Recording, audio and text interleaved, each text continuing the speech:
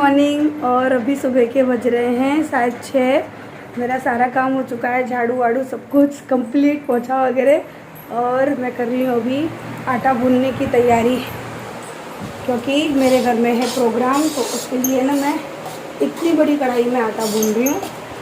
सुबह सुबह उठ के सारा काम जल्दी जल्दी किया है। 4 बजे तो उठ गई थी आज मैं, नहा धोकर फ्री। और यहाँ पे छोले उबलने के लिए रख दिए हैं। यहाँ पे इतने सारे आलू गोभी धो के काट के रख, यानी धो के साफ करके रख दिए और गोभी काट दिए। और इसी के साथ साथ ये सारे ड्राई फ्रूट वगैरह हैं और मखान है, नीचे और भी सामान है। तो स्टार्ट कर दिया मैंने सुबह सुबह अपना काम।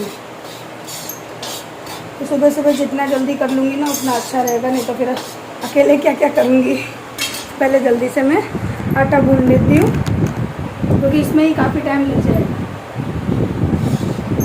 यहाँ पे ना पंजीरी के लिए आटा भून रही हूँ ताकि एक काम कंप्लीट हो जाए, प्रसाद रेडी हो जाए। और यहाँ पर है ना जैन ने थोड़ी सी हेल्प करवा दी कि वो है ना हलवाई को लेकर आ गए थे। और उन्होंने क्या किया कि 2 सब्जियाँ जो थी ना, छोले की और सूखी सब्जी, तो वो 2 सब्जी उन्होंने बना दी। तो मैंने किचन के बाकी के सारे काम समेट लिए, क्योंकि अगर मैं सब्ज़ी बनाने में रह जाती ना तो फिर पूजा की जो तैयारी थी ना वो नहीं हो पाती। तो जब तक हलवाई भैया सब्ज़ी वगैरह बना रहे थे ना, तो मैंने ऊपर जाके सारी पूजा की सामग्री सेट कर दी। पंडित जी के आने से पहले सारी तैयारी करके रख दी मैंने। और छोटे मोटे बहुत सारे काम हो जाते हैं जो कि अकेले मैनेज ही नहीं हो पाते हैं, तो वो करना तो बहुत मुश्किल होता है। बहुत से छोटे मोटे काम थे, कभी ये चीज़ लाओ कभी वो चीज़ लाओ, तो ध्यान ही नहीं रहता कि हमने कौन सी चीज़ ला दी है, कौन सी चीज़ हम भूल गए। लेकिन हाँ, जब हलवाई भैया आए, 2 सब्जी बन गई ना, तो मेरे तो दिमाग में से बहुत टेंशन कम हो गई। मुझे ऐसा लगा जैसे आधे से ज़्यादा काम तो ना हो गया। और यहाँ पर अभी जो पंजीरी का आटा मैंने भून के रख दिया था ठंडा होने के लिए, तो अभी उसको मैं कंप्लीट करके रख रही हूँ, क्योंकि उसमें बूरा मिलाना होता है। तो यहाँ पर है ना दीदी बूरा ऐड करती जा रही है और मैं मिला रही हूँ। तो उन्होंने बहुत ज़्यादा डाल दिया, तो मैंने बोला दीदी ज़्यादा मीठी हो जाएगी, तो मैं अपने अंदाजे से ही बना रही थी। और यहाँ पे हम दोनों लगे, बस इसी तरह के जो छोटे मोटे काम थे ना वो हो रहे थे।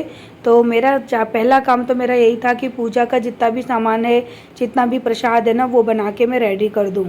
तो यहाँ पर पंजीरी रेडी हो चुकी, चरना अमृत जो होता है वो बना के मैं ऊपर रख के आ चुकी हूँ। फल फ्रूट सारे मेरी दीदी ने धो के रख दिए, तो वो भी सारे हमने ऊपर पहुँचा दिए हैं। और अभी है ना जो सब्ज़ी वगैरह बन रही है ना, उसके लिए साफ़ और अच्छा कपड़ा चाहिए, तो दीदी ने धो के पहुँचा दिया है। क्योंकि बेशक ज़मीन पहुँचे, लेकिन पूजा का काम है तो सारी चीज़ें साफ़ सुथरी होनी चाहिए। तो यहाँ पर दीदी मेरी काफ़ी हेल्प कर रही थी। और दीदी अभी बना रही हैं खीर, तो मैं और मेरी बहन दोनों मिलके खीर बना रहे थे। और खीर का भगोना आप देख सकोगे कि कितना बड़ा खीर का भगोना है, क्योंकि 20 लोगों का खाना पीना तो था ही, 20 से 25 मान लीजिए। और सारा खाना पीना है ना हम लोगों ने घर पे बनाया था, बस सब्जियां हलवाई ने कर दी थी। तो यहाँ पर है ना दीदी अभी हाथ धोकर आ चुकी हैं और वो करेंगी खीर। और खीर के अंदर अभी हमने चावल डाल दिए हैं, बस मेवा वगैरह डालना बाकी है।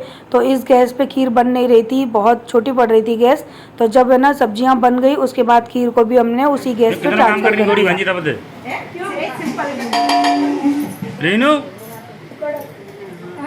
कितना काम करने देगी, कुछ खीर में चमचा चला, कुछ सब्जी में चमचा चला, जितना करते वही बहुत है। हाँ।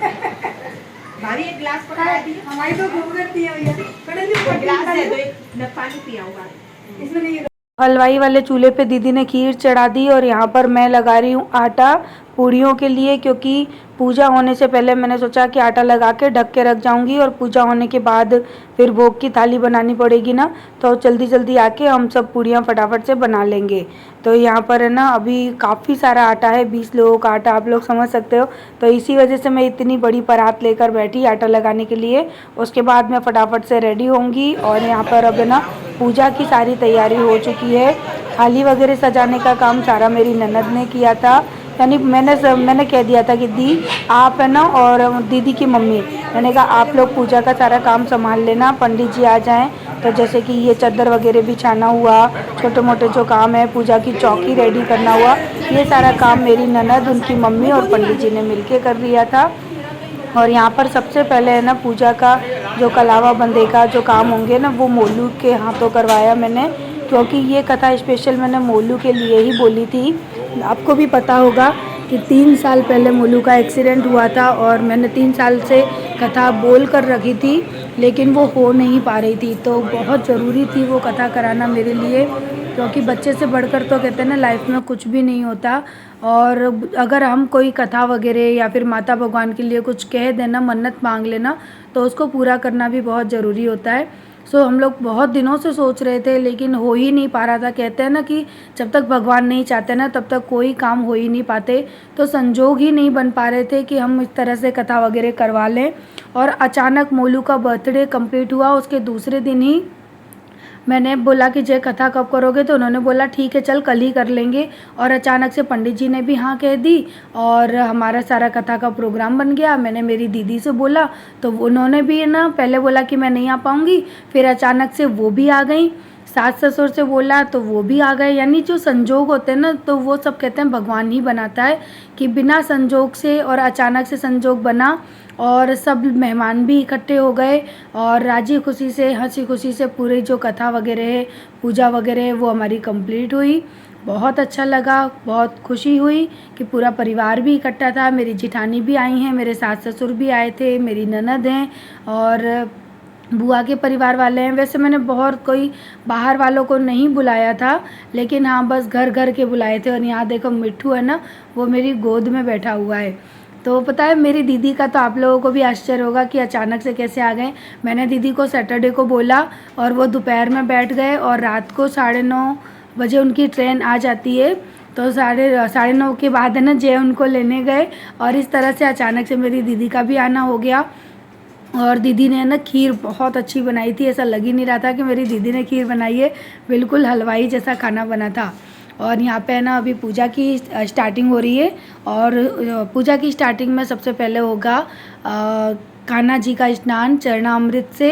तो जब ना चरणामृत को चरणामृत पता है क्यों कहते हैं, कि जब तक भगवान के चरणों का ना स्पर्श नहीं होगा ना इसमें दही में, तब तक ये चरणामृत बन ही नहीं सकता। ये 7 धातुओं से बनता है, जैसे कि दूध, दही और घी डलता है, इसमें शहद डलता है, चीनी डलती है, तुलसी के पत्ते, मेवा, ये सारी चीज़ें डल के ना जब बनती है तब इसे चरणामृत बोला जाता है। ये भगवान के चरणों का अमृत माना जाता है। और इसका जो स्वाद होता है ना, आप चाहे बिना पूजा के आप इसे बना लो तो इसके अंदर वो स्वाद आता ही नहीं है जब तक भगवान के स्नान इसमें नहीं होते। भगवान का स्नान होने के बाद ये इतना अच्छा लगता है ना खाने में। मुझे प्रसाद में सबसे अच्छा है ना भगवान का ये अमृत ही लगता है।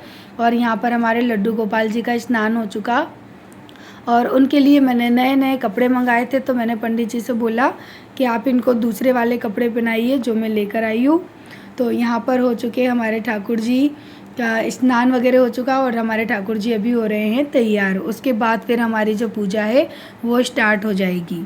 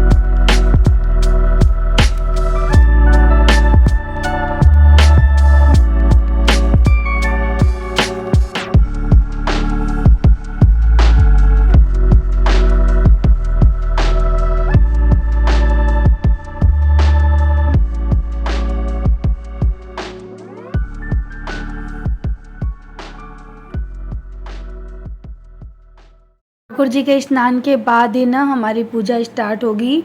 और पहले जो छोटी मोटी जो पूजाएं होती हैं वो सारी पंडित जी ने कंप्लीट करा ली। और अब हमारी फाइनल जो सत्यनारायण की कथा है वो होना शुरू हो चुकी है। और थोड़ा बहुत पार्ट में आप लोगों को भी सुनाऊंगी सत्यनारायण भगवान की कथा का, क्योंकि बहुत ही ज़रूरी होता है इस कथा के कुछ हिस्से को सुनना। तो शायद मेरे थ्रू आप लोग भी कथा का कुछ भाग सुन सकें। तो चलिए आप लोग है ना हमारे साथ ही साथ कथा का जो पाठ है ना उसको सुनना शुरू करिए। में से कहते हैं भजन करते रहो, भजन हमेशा काम देने वाला है। जितना भी हाथों से पुण्य करो, दान करो, व्रत करो, पूजन करो, यही हमारे साथ में जाता है।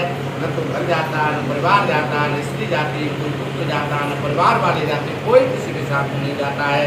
कहते हैं धर्मानुरागो गच्छति में कहा, जो हमने अपने हाथों से धर्म किया है, पुण्य किया है, व्रत किया है, जो कुछ भी हमने किया है वही हमारे साथ में जाता है और कुछ भी नहीं जाता है।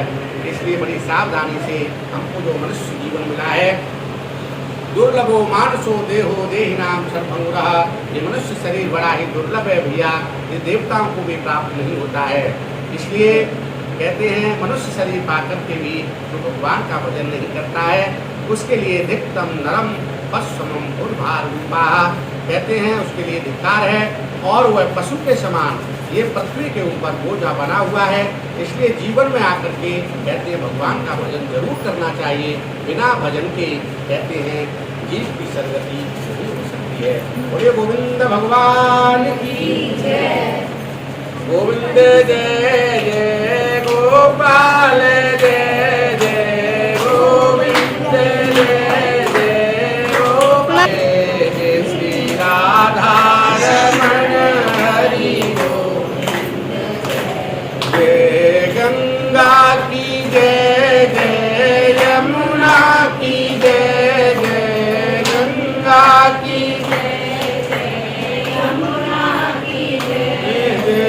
सरस्वती तेरा वेणी की जय जय सर। कथा के बाद है ना यहाँ पर शुरू होगा हवन, और हवन के बाद फिर आरती, और आरती के बाद फिर भोग। तो ये सारे कामकाज करने थे। वीडियो थोड़ी थोड़ी सी शूट करी है, आरू ने ही करी थी, क्योंकि आप लोग देख रहे हैं कि मैं सुबह से ही बिजी थी। सो वीडियो की तरफ मेरा कोई भी ध्यान नहीं था।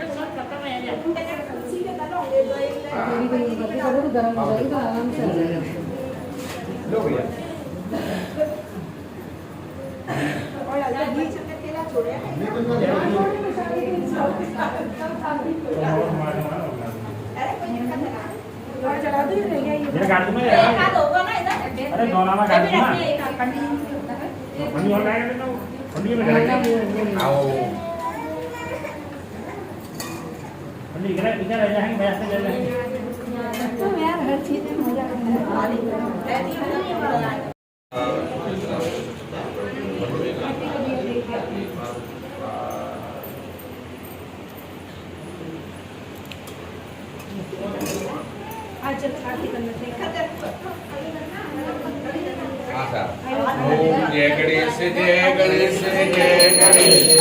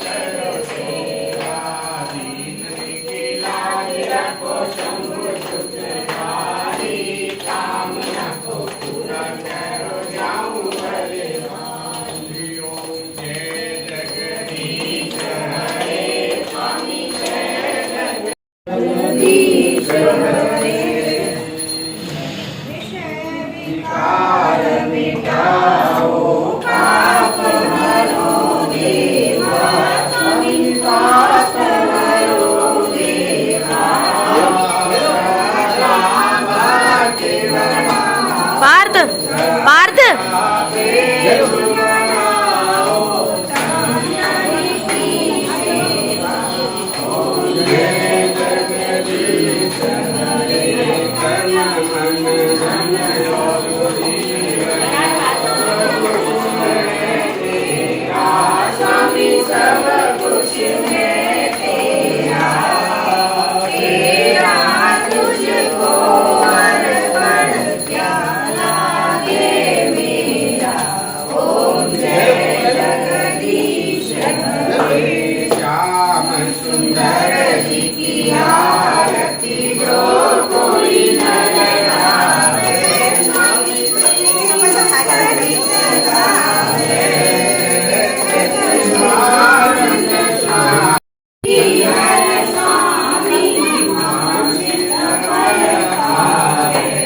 पकड़ कैमरा ना लेगा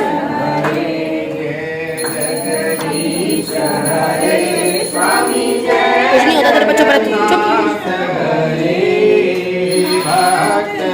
नो के संकट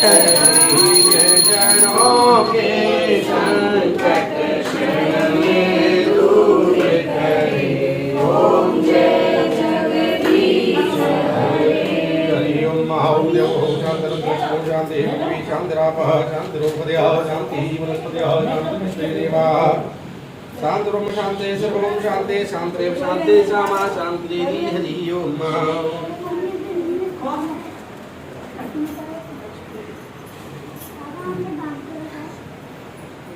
थाली में रखे हैं फूल तो ओम हरि ओम महा ओम यज्ञ में देवा स्थान धर्मादीनाकम महिमान पूर्वे साध्या सत्यदेवा एक संताय विद्महे वक्रतुंडाय धीमहि तन्नो दन्ति प्रचोदयात् ग्रामिकाय विद्महे धीमहि तन्नो गौरी प्रचोदयात् नारायणाय विद्महे वासुदेवाय धीमहि तन्मञ्जरी विश्वां पूजयामि जगदीश्वर मे प्रसीदा नाना सुगंध पुष्पाणि यथा कालो भगवान् च पुष्पाणि मया दत्त ग्रहण परमेश्वर मंत्र पुष्पांजलि समर्पयामि। अपनी जगह पे परिक्रमा करो। तो यहाँ पर भगवान जी की कथा है वो कंप्लीट होती है, सबको आरती वगैरह हमने दे दी और उसके बाद प्रसाद वगैरह देंगे और हम लोग चले जाएंगे जल्दी से किचन में क्योंकि हमको भोग लगाने की तैयारी करनी है, पंडित जी को भी खाना खिलाना है। तो फटाफट से बस पूड़ियाँ बनानी रह गई थी तो हम लोग जाएंगे पूड़ियाँ रेडी करेंगे। तो किचन में पूड़ियाँ बेली जा रही थी और यहाँ पर भैया बैठ गए थे, तो भैया है ना पूड़ी सेकने का काम कर रहे थे। तो कहते हैं ना कि जब परिवार साथ मिल के काम करता है ना तो बड़े से बड़ा काम है ना वो इतनी जल्दी हो जाता है ना कि हमें पता ही नहीं पड़ता। तभी तो कहते हैं कि सारे सुख एक तरफ और परिवार का साथ होना एक तरफ। तो मेरे लिए तो परिवार बहुत ज़्यादा मायने रखता है। सो दीदी भैया और हम सब देवरानी जेठानी ने मिलके पूरे घर के काम को संभाल लिया था और पता ही नहीं पड़ा कि इतना ज़्यादा काम इतनी जल्दी कैसे हो गया। और बहुत अच्छा लगा, मेरी जेठानी भी आई थी, जैसे बर्थडे पे सब लोग आए थे उस तरह से अभी सब लोग आए, सबने खाना पीना खाया, सास ससुर जेठ जेठानी सब आए थे, अच्छा लगा। और इसी के साथ इस वीडियो को करती हूँ एंड आशा करती हूँ आप सबको भी वीडियो अच्छी लगी होगी और इतने सालों से बोली हुई कथा अब जाकर मैं कंप्लीट करा पाई, इसके लिए कहीं ना कहीं भगवान का शुक्रिया अदा करती हूँ कि उन्होंने इस पल को इतनी जल्दी लाइफ में ला दिया।